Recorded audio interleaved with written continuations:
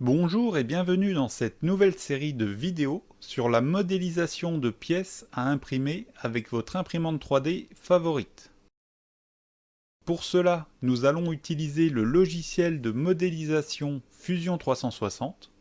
C'est un logiciel relativement facile à utiliser et gratuit pour les non-professionnels. Pour cette première vidéo, on va commencer avec quelque chose de relativement simple. On va faire un support de rangement pour carte SD.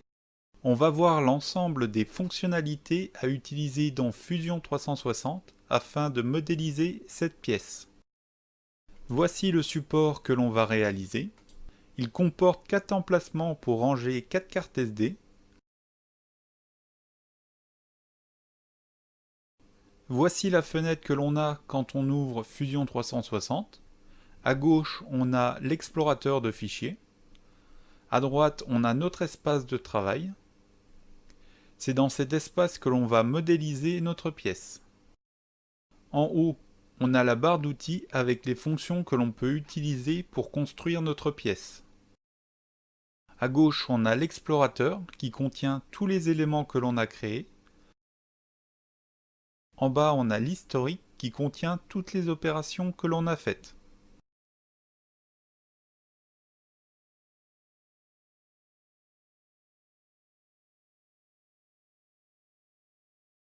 En haut à droite, on a la vue actuelle par rapport aux axes X, Y et Z. J'appuie et je maintiens appuyé la touche majuscule de mon clavier et j'appuie sur la roulette de ma souris.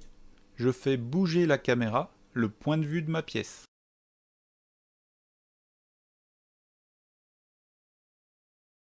On va commencer la modélisation du support. Pour cela, je crée un nouveau design. Je vais dans File, Nouveau design. On se retrouve sur une page blanche. Je clique sur la lampe pour afficher l'origine. La modélisation d'une pièce en 3D se passe en 2 étapes. Dans un premier temps, on crée l'empreinte de la pièce sur un plan 2D. Puis dans un second temps, on utilise le plan 2D pour créer la pièce en 3 dimensions.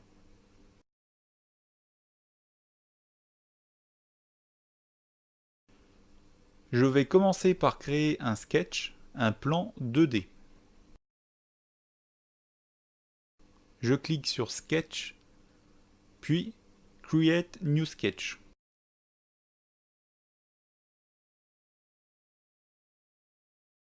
Je dois choisir sur quel plan je souhaite mettre mon sketch. Je vais choisir le plan qui passe par l'axe X en rouge et l'axe Y en vert.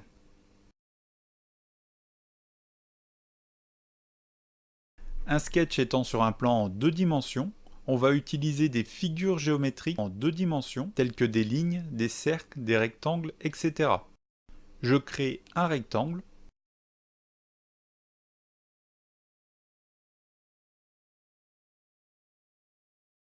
Je quitte ensuite l'édition du sketch en cliquant sur Stop Sketch. Je suis revenu dans la vue 3D. On note 2 choses. À gauche, on a notre sketch qui est apparu dans la liste des éléments. Et en bas, il est apparu dans l'historique. À partir de ce rectangle, qui est une figure en 2 dimensions, on va créer un pavé qui est une figure en 3 dimensions. Pour cela, je sélectionne la surface définie par mon rectangle, puis je clique sur Create, puis Extrude.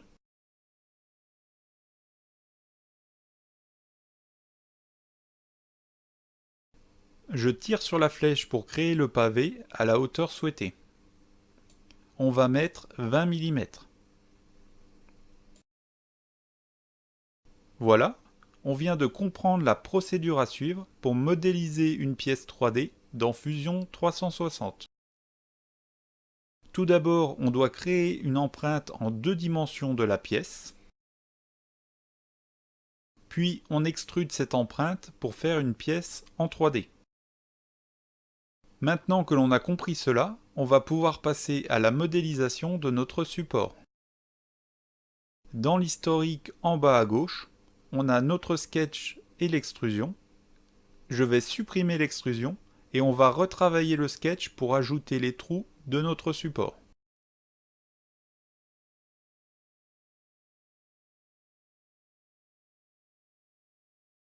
On a donc l'empreinte de notre support. On note que l'on est en vue du dessus, top en anglais. On doit donc modéliser notre empreinte avec ce que l'on voit lorsqu'on regarde notre support depuis le dessus. Je fais un nouveau rectangle pour représenter un trou vu du dessus.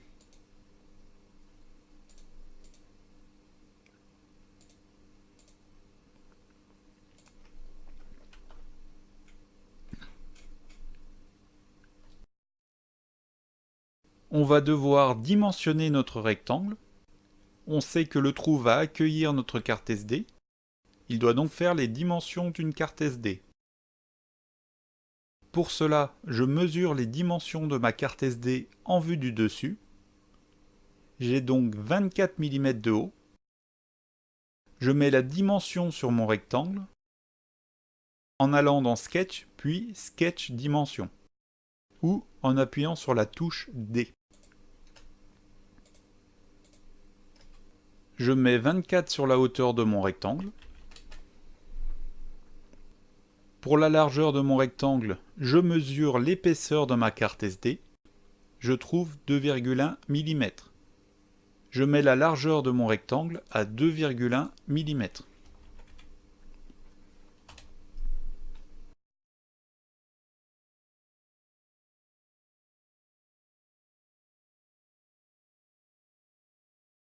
Ensuite, je vais fixer le trou par rapport à l'origine afin d'éviter qu'il se balade partout. Pour cela, je vais utiliser une contrainte. Je vais dans Sketch Palette et je sélectionne la contrainte de coïncidence. Puis je clique sur le point de l'origine et sur le point en bas à gauche de mon rectangle. Je contrains le point de mon rectangle à être coïncident, à être au même endroit que le point de l'origine. On remarque que la couleur du rectangle est passée de bleu à noir. Avant la contrainte, il est bleu. Après, il est noir. Les lignes de notre rectangle passent à noir lorsqu'il est totalement contraint. Autrement dit, lorsqu'on l'a fixé par rapport à l'origine et que toutes ses dimensions, hauteur et largeur, sont définies. Si je supprime une dimension, une ligne repasse bleue pour nous indiquer qu'une dimension n'est pas définie.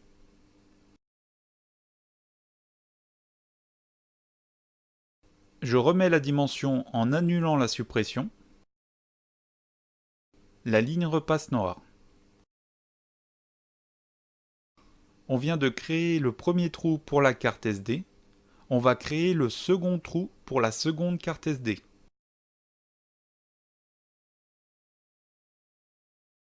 Pour cela, je crée une ligne qui va correspondre à la distance entre mes deux trous.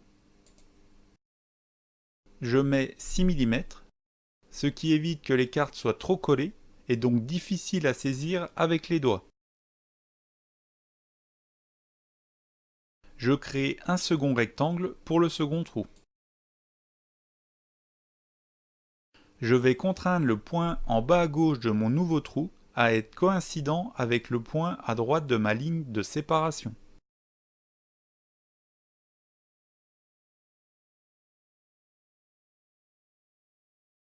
Je dois ensuite mettre les dimensions de mon nouveau rectangle. C'est les mêmes que pour le premier.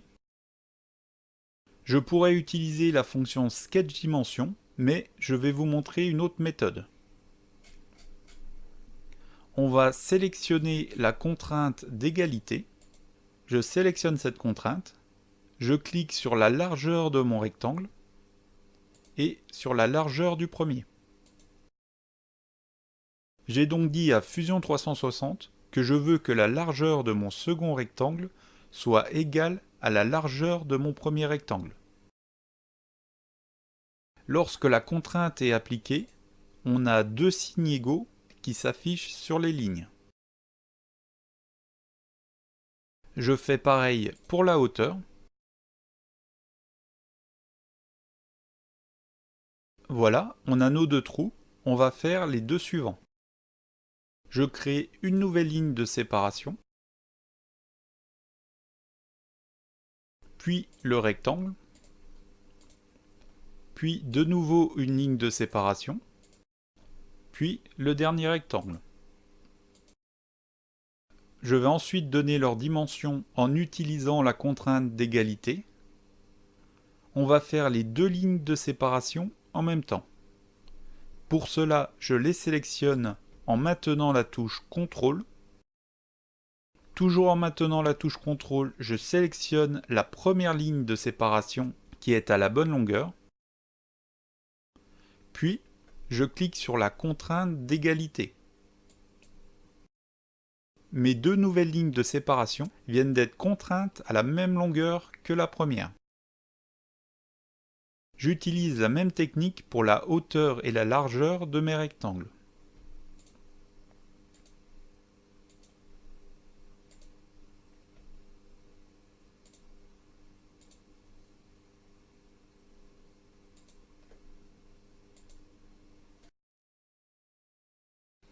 Voilà, on a fini de dimensionner les trous et leurs espacements. Il nous reste à définir les dimensions du rectangle qui définit la taille du support. On va laisser 2,5 mm entre le trou et la fin du support pour la hauteur du rectangle, et 3 mm entre le trou et la fin du support pour la largeur du rectangle.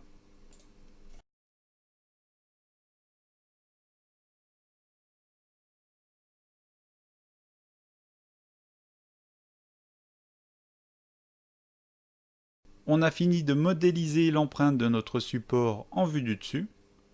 Je quitte le sketch. On va pouvoir créer notre pièce en 3 dimensions. Pour cela, je sélectionne la surface définie par le rectangle du support. Les trous ne sont pas sélectionnés. J'extrude. Je veux qu'environ un tiers de la carte SD soit dans le support, donc j'extrude de 10 mm.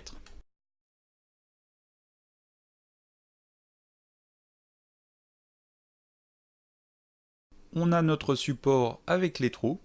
Il nous reste à faire un fond pour éviter que les cartes SD passent à travers lorsqu'on soulève le support. Pour cela, en utilisant la touche CTRL, je sélectionne toutes les surfaces définies par mon sketch et je clique sur Extruder.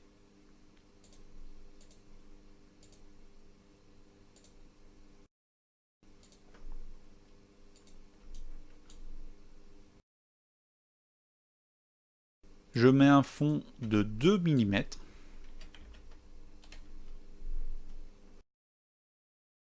Notre support est presque fini. Je vais adoucir les angles avec l'outil Filet.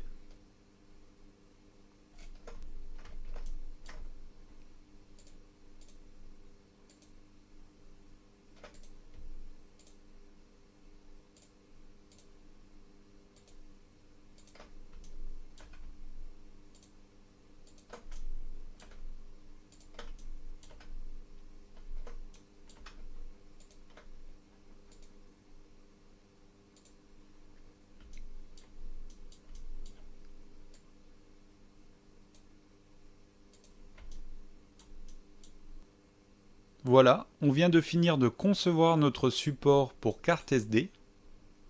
Pour l'imprimer, il faut exporter le support au format STL.